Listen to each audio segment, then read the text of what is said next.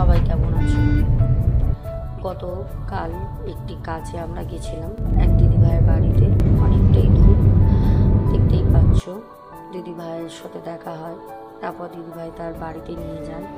দিদিভাই, দাদা ভাই, পুচকুটা এতটাই ভালো, এতটা স্নেহ, এতটা আপন, শুধু নিজের মানুষই করতে পারে না। সত্যি এটা বাস্তব।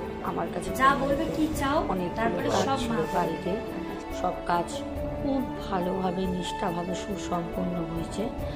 আর সত্যি সবাই এতটা হেল্পফুল। দাদাভাই মানুষটা সত্যি খুব ভালো।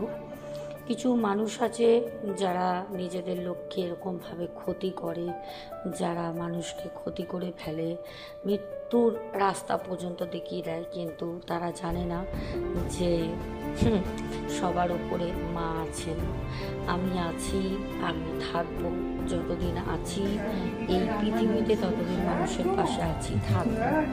তার বাড়িতে গেছিলাম, দিদিভাইয়ের বাড়িতে, সর্বত্র ঘুরে সর্বত্র কাজ করে আসলাম। দিদিভাই তো আমাকে কোনো মতে ছাড়বেন না, আমিও দিদিভাইয়ের হাত কোনোদিন ছাড়বো না। আসলে দিদিভাই বলে না, তোমাদের সবারই হাত যখন একবার ধরেছি তখন আমি ছেড়ে দেবো না। কত সুন্দর হোমযজ্ঞর কাজটা কালকে সুসম্পন্ন হয়েছে। এর আগেও আমি অনেক জায়গায় কাজ করেছি, কিন্তু কালকের কাজটা সত্যি মনের মতো হয়েছে, মনের মতো। আর তোমরা দেখতেই পাচ্ছ আমার একটা অন্য রূপ। আমি জানি, তোমরা জানো যে দিদিভাই মায়ের একটি আশীর্বাদ প্রাপ্ত মেয়ে, যে সব কিছুই করতে পারে। আর সব থেকে বড় কথা হচ্ছে, আমি শুধু একটাই কথা বলি, তোমরা কি চাও, তোমাদের কি সমস্যা আছে। দেখো, বাড়িতে সবাই ডাকতে পারে না, কারণ সেখানে যাবার আসার একটু সময় ব্যাপার থাকে, সাথে অনেক বড় ধরনের কাজ না হলে আমি চাই না। এরকমভাবেই আমাকে সবাই যোগাযোগ করে। আগামীতে হয়তো বারাসাতে কোনোদিন আমাকে দেখতে পারবে, ওখানেও যাওয়ার জন্য এক দিদিভাই অনেকেই বলছেন, কিন্তু সময় হয়ে উঠছে না। যাব ঠিক সময় মতো।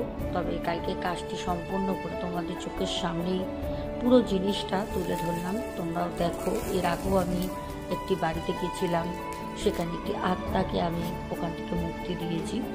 যাই হোক, সব কাজ করে বাড়ি ফিরে এসেছি। গেছিলাম যখন একদম দুপুরবেলা, প্রায় তখন বাড়ি থেকে বেরোই 2:30-এর দিকে।